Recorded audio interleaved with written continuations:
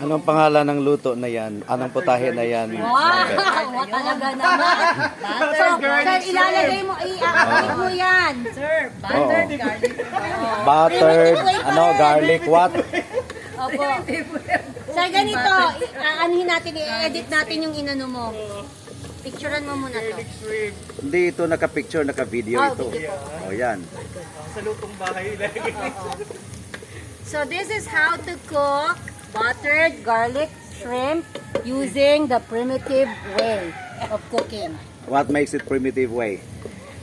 Because of the traditional Hindi po. firewood. Yung aming firewood po, kinuha lang namin sa mga scrap ng aming eskwelahan. Dos por dos. Oo. Dos por dos po ito. Kung gagamit po kayo ng kahoy, dos por dos. Katulad ng sinabi ni Sir Lambert. Ang professor po ng DAS. Kailangan Dos to por dos kakaluin talaga. para hindi masunog na sir. No? Ganyan talaga. Bango. And then what's next? So next po, pag medyo brown na po ang tinatawag na garlic, ilalagay po natin ang shrimp. So ang shrimp po hindi dapat matagal kasi magra-rubbery po ang kanyang texture.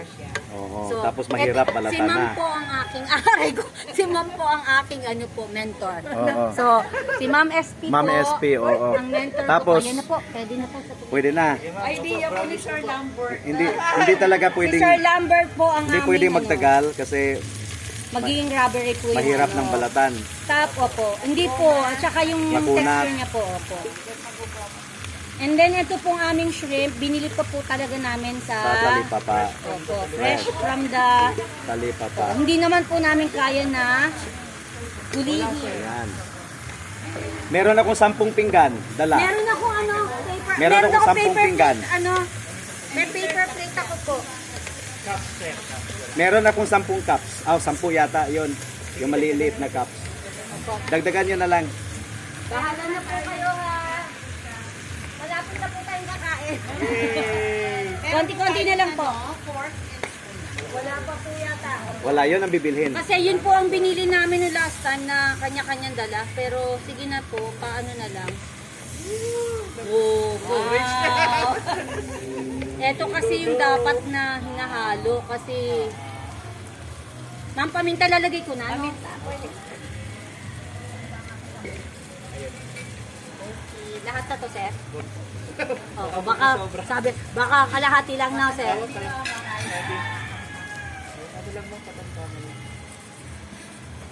Sir, thank you po.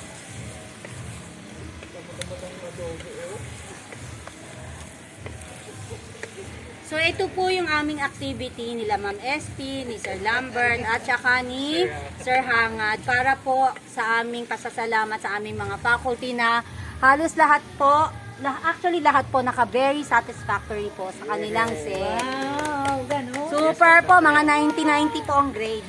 Kaya, With honors. pang with high honors. High honors po ang dating. Ay, honors talaga.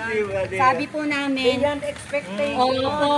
So, yun po ang ano namin. And, yung mga faculty po namin, mostly bago po sila, but they performed well. Tapos yung amin pong, syempre, mga haligi ng faculty, talagang patuloy pa rin silang nagko-contribute sa aming success sa department.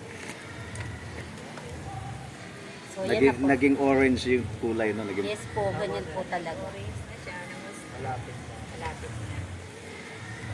Na ano, natasin. Ito ma'am, Sabi, yung ganito, tumatak. nasobrahan na. Opo. Nasobrahan na. Pero ano na to sir, konti na lang. Konti na lang luto. Kita ko si si Ma'am Mary Ann Marquez din nagluto ng ganyan. Social kami. Social kami talaga.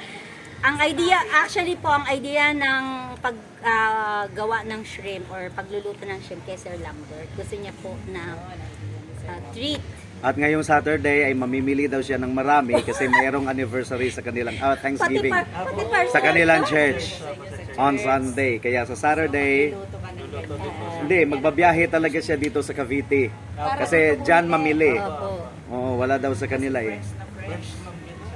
Hindi na po natin lalagyan ito ng salt kasi butter po ang Maalat ginamit na natin. Eh, butter. salted butter naman ang Opo, ginamit. opo. Baka po tayo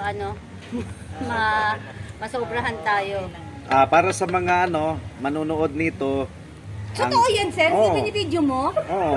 Akala ko nagbibiro ka lang, sir. Para sa mga manonood nito, yung mga sariwang hipo, nabibili siya araw-araw. Very specific tayo Sa malapit sariwa. po sa Arco ng Cavite City, yung entrance. Advertisement. Oo.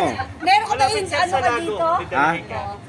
Lago, Oh, sa Didalahican. Lago Didalahican, malapit doon. Kaloka, men. Oo. Baka may cut kayo dyan, sir, ha? Pwede naman. Pwede naman, Kung di ba? magbigyan, sir, ano po? O kung bibigyan nila tayo, pero this is an unsolicited advertisement. Oh. Good na po ito. About to eat na po kami, memya konti.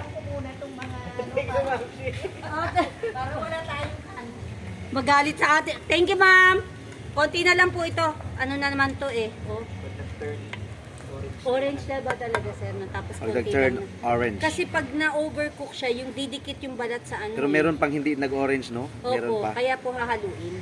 Kasi yung iba ay nasa... Siya po ang pumailalim. Opo. Tapos ito po pure butter po ang ginamit namin. Wala po kaming ginamit na oil na. Kasi... ang bango ah. Sir, may ma. Bango. Bango. Sucker, ano mo?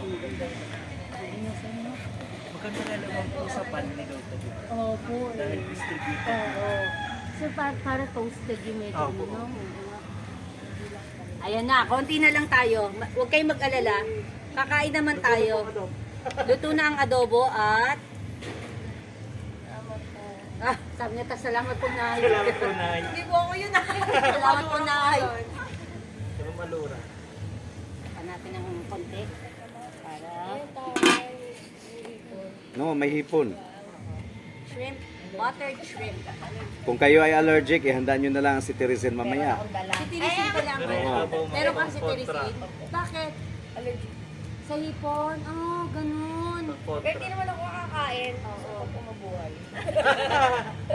So talaga palang ano siya, no? Ako so far wala pa naman po akong gano'n.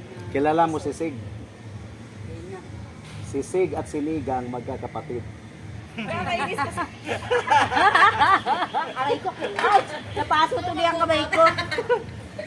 Ayan. Diba? Si Sig at si Ligang magkakapatid.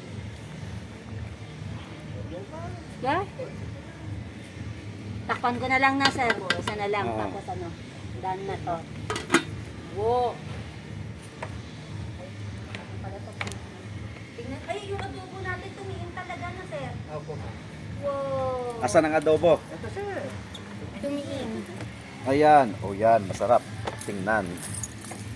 Wala po kasi kaming gas, kaya Kaya wala kaming ang gas. suggestion ni Sir Hangad ay kami ay kumuha ng mga kahoy-kahoy dito sa Oo, paligid. sa kahoy-kahoy.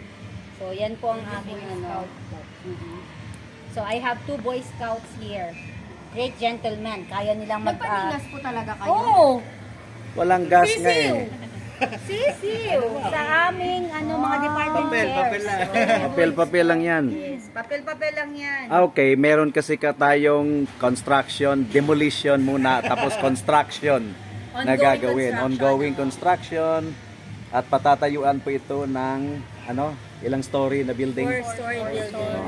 We made use of the scraps po Oh, ng we made use of the scraps ng mga, na-demolish dito na So it's good. And this is for the love of our department sa aming mga instructors. Ayan, yeah. Finally. Okay na to yun. Yan, final. Yes, tama na po to. Okay na, tama na. So, let's go. Okay. Hangamuin ko na po. Opo.